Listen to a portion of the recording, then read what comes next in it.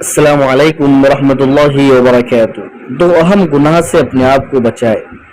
جو دو گناہ سے بچ جائیں گا، اللہ کے نبی صلی اللہ علیہ وسلم کہہ رہے ہیں میں اس کو جنت کی گارنٹی دیتا ہوں، جنت کی گارنٹی۔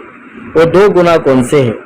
عن سہل بن سعد رضی اللہ عنہ قال قال رسول اللہ صلی اللہ علیہ وسلم من یضمن لی ما بین لحییہ وما بین رجلیہ اضمن له الجنہ، رواہ البخاری۔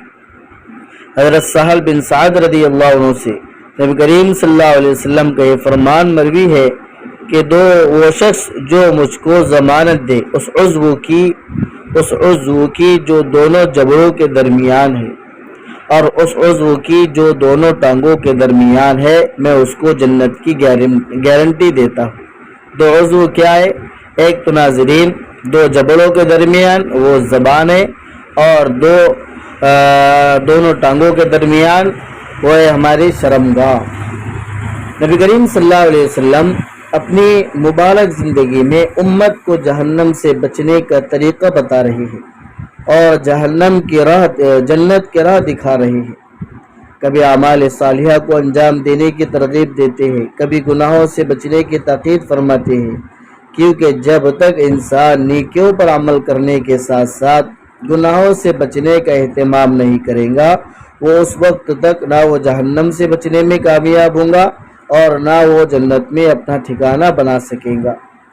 اس لیے اس حدیث میں رسول اللہ صلی اللہ علیہ وسلم نے گناہوں سے بچنے کی تلقین فرمائی۔ صحابہ نے فرمایا تم لوگ صرف دو باتوں کی ذمہ داری لے لو، میں تمہاری جنت کی ذمہ داری لے لوں گا۔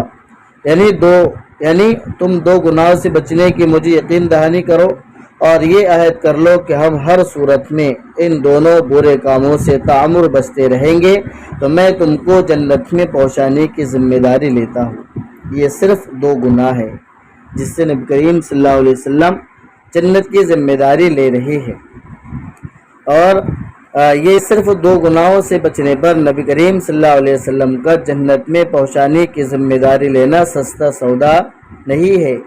اس وجہ سے ہم اس دو گناہوں سے، زبان کو زیادہ چلانے سے اور اپنی شرمگاہ کو غلط استعمال کرنے سے ہم بچائے۔ دوسروں کو بھی تلقین کریں، اس ویڈیو کو خوب شیئر کریں، لائک اور سبسکرائب ضرور کریں۔ والسلام علیکم ورحمۃ اللہ وبرکاتہ۔